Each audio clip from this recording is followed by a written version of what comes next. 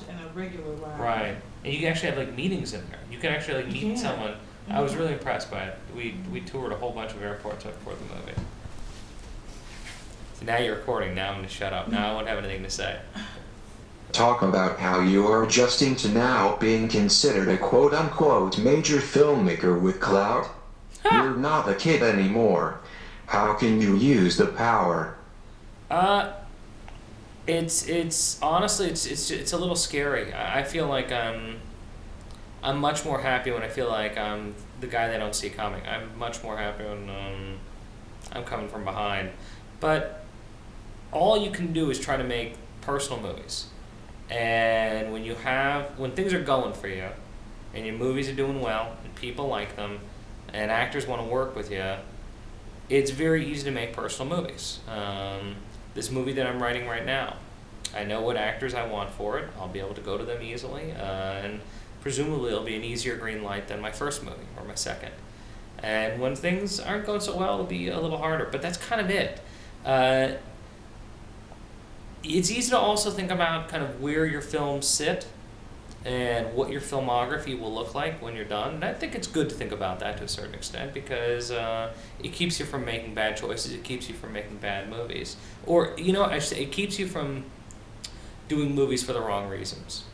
And it's easy to get caught up in a moment and think, oh, I've been offered some giant studio film or a superhero franchise, or a certain actor wants to meet with me about a project they want to do. And it's easy to get caught up in the moment and think that's very flattering, but you don't want to do a movie because you're flattered. You have to do a movie because it's in your bones. My personal gut test, and I think I may have told you this before, is when I think about the movie that I'm considering, when I think about someone else directing that movie, it feels worse than that same director having sex with Michelle, that's how I know I need to do this movie. When it hurts that bad to imagine someone else directing the project, like the thing I'm writing right now, if someone else made it, I'd want to kill them. If someone else made Up in the Air, Thank You for Smoking, or Juno, I would have wanted to rip their head off. And I need that same sort of passion for every project I take on. Otherwise, what's the point? It's too much work. It's too exhausting. It's too dangerous to make a movie for any other reason. And hopefully I will kind of carry that fire as long as possible. It seems that most directors don't. It seems that for whatever reason... Michelle? What about her? What do I think of Michelle? No. What did she think of what you said about... Oh, she thinks I'm funny.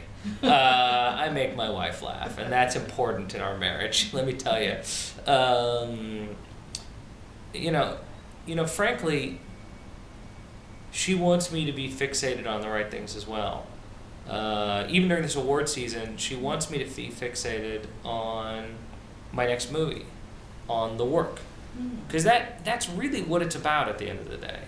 I look at this award season and I go, Avatar is a fantastic film. Hurt Locker is a fantastic film. Precious is a gorgeous film, a really tricky film too. There are a lot of great films this year, and I'm really proud of Up in the Air, and I think it deserves to be in that group, and I'm very proud that it's in that group. And from there, you never know who's going to catch a wave. You never know who's going to go home with a trophy. That gets determined by so many different things. What I strive to do is be a part of the conversation and make one of the better films of each year. And that boils down to the work. And that's what Michelle wants me to focus on. I was saying that you want me to focus not on awards, but on work. To focus on the doing, the creative process, the thing that I actually have control over, what I do well. What you have control over. And, it's like I didn't get into this to campaign for awards. I got into this to make movies. And it's a week like this week where I've written so many pages on my new script that I can feel it. Can you tell Roger what you said to me when you finished the book? Oh, yeah. I reread this book. The book I'm adapting is called Labor Day by Joyce Maynard, and I reread it over the weekend. And when I finished the book Monday morning, I was kind of on the verge of tears, and I remembered at that moment, all right, that's my job. My job is to make sure that the audience feels exactly what I'm feeling right now. And I think I emailed you or I texted you that. And that's it. That's the gig. And my, the test is, with each film, can I do that? And is that what something the audience wants to feel at the end of the day? In this case, I think it is. This one's a very tricky love story. It's very dramatic.